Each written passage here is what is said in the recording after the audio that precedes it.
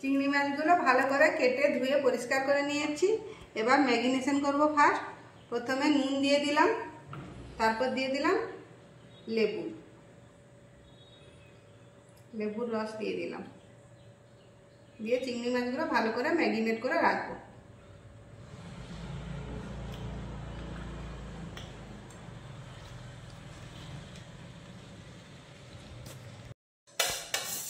এবার মশলার গ্রেভিটা আমরা রেডি করব। প্রথমে দিয়ে দিলাম ফাটিয়ে রাখা টক দই। টক দইটা আমি রুম টেম্পারেচারে নিয়েছি। টক দই, এখানে আমি পোস্ত আর কাজু বেটে রেখেছিলাম, কাজু আর পোস্তটা দিয়ে দিলাম।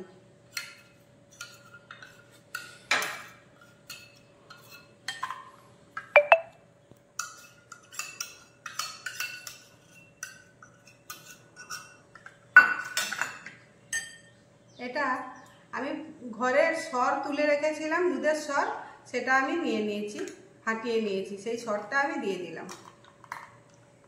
আপনারা এখানে ফ্রেশ ক্রিম ইউজ করতে পারেন।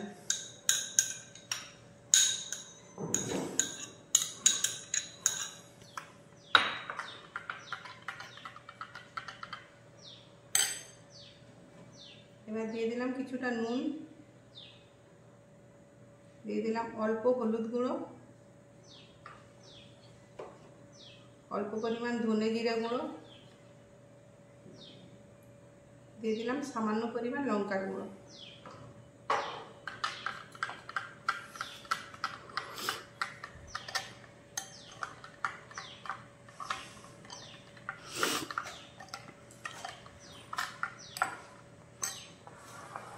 এই চিংড়ি মাছগুলো আমি এক এক করে এই মশলার মধ্যে ডুবিয়ে রাখবো।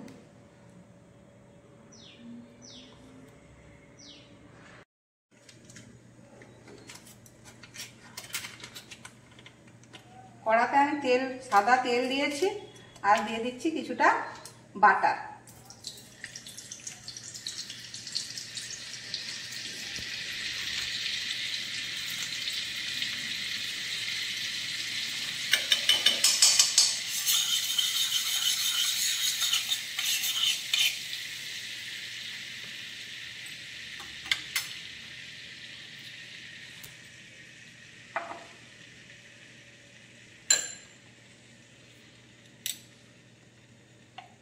এবার তেল আর বাটারের উপর এই চিংড়ি মাছগুলো এক একটা আমি হালকা ভেজে তুলে নেব।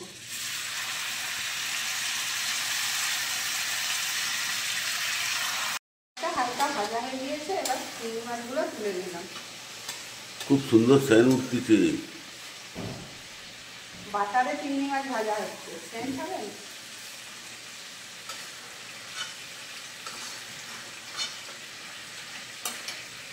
এবার দিয়ে দিলাম বেটে রাখা পেঁয়াজ।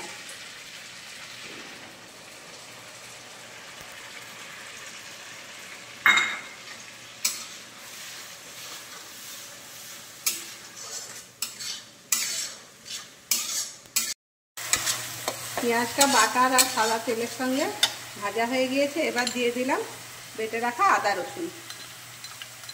আদা রসুনটাও দিয়ে ভালো করে কষিয়ে নেব। আদা রসুন পেঁয়াজ খুব ভালো মতো কষানো হয়ে গিয়েছে। এবার এই মশলার গ্রেভিটা দিয়ে দেব।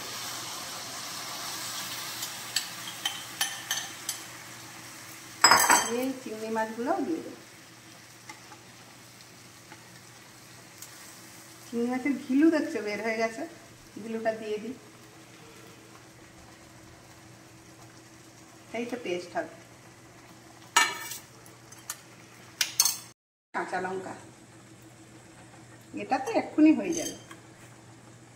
এবার দিয়ে দিলাম কুচনো ধনা পাতা,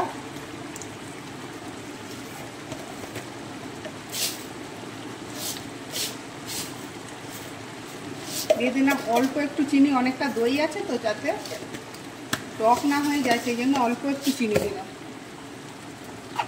দিয়ে দিলাম গরম মশলা। রেডি হয়ে গিয়েছে আমাদের আফগানি চিংড়ি।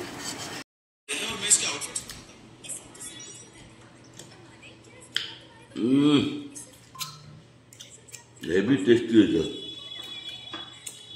যে আফগানি চিকেন, চিকেন নয় গো, আফগানি চিংড়ি। চিংড়ি বলো নালে প্রন বলো, চিকেন কোথায় ছিল? ও বহু সুন্দর হয়েছে।